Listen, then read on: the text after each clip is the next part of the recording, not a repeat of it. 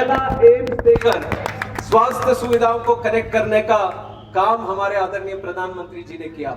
Eklavya model schools के माध्यम से शिक्षा से कनेक्ट करने का एक अवसर मिला। वन धन विकास योजना के माध्यम से कारोबार से कनेक्ट करने का एक माध्यम मिला। देवगढ़ में एयरपोर्ट बनाकर हवाई यात्राओं से कनेक्ट करने का एक अवसर हमारे झारखंड के लोगों को मिला। एनडीए सरकार ने ट्राइबल क्षेत्रों की आकांक्षाओं को संभावनाओं से कनेक्ट करने का काम भी बहुत विस्तार से किया है।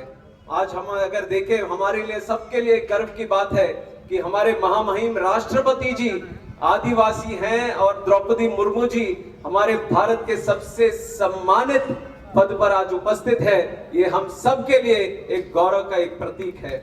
ये एनडीए सरकार का मंत्र है, सबका साथ, सबका विकास, सबका विश्वास और सबका प्रयास।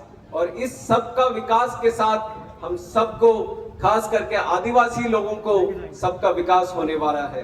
प्रधानमंत्री वन बंधु कल्याण योजना की शुरुआत करना हो, भगवान बिरसा मुंडा जी की जयंती को जनजातीय गौरव दिवस घोषित करना हो, या फिर उनकी 150वीं जयंती के अवसर पर जनजातीय गौरव वर्ष का उत्सव बनाना हो, ये सब सरकारी निर्णय ही नहीं है, बल्कि हमारे प्रधानमंत्री जी का आदिवासी समाज के प्रति एक समर्पण भाव है, सम्मान भाव है और सेवा भाव है। और मैं स्वयं आंध्र प्रदेश से आता हूं और वहां पे भी कुछ ऐसे आदिवासी लेजेंड्स रहे हैं। एक कुमरम भीम जी हैं, अल्लूरी सीताराम जी हैं, जिन्होंने भारत के स्वतंत्र संग्राम में उन्होंने त्याग दिया, उन्होंने वीर स्ट्रगल में उन्होंने पार्टिसिपेट किया और खास करके हमारे ट्राइबल जो राइट्स थे उन सब के लिए, उन हकों के लिए उन्होंने बलिदान दिया था। इसलिए जो झारखंड के वासियों है उनका जो ये स्ट्रगल है वो मैं भी कुछ हद तक समझ सकता हूं।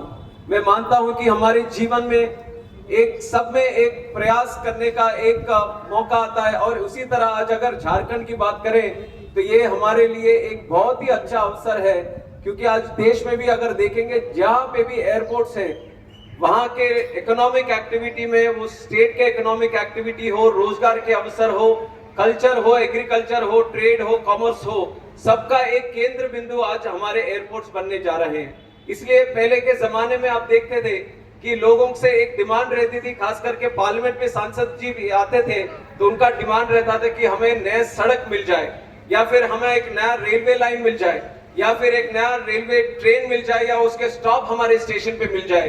पर आज अगर आप सांसद की व्यवस्था को देखेंगे, ये पार्लियामेंट में एमपीज आते तो उनकी सबसे ज्यादा मांग रहती है कि उनके क्षेत्र में एक अच्छा सा एक एयरपोर्ट आज बन जाए। कि देश बदल गया है, देश आगे बढ़ रहा है, उसी के साथ आज डेवलपमेंट में एयरपोर्ट्स का भी एक अहम भूमिका आज हमें देखने को मिल रहा है। और खास करके पिछले 10 साल में अगर आप देखेंगे तो हमारे एयरपोर्ट्स की संख्या 2 गुना हो गई, यात्रियों की संख्या 2 गुना हो गई, एयरक्राफ्ट्स की संख्या 2 गुना हो गई।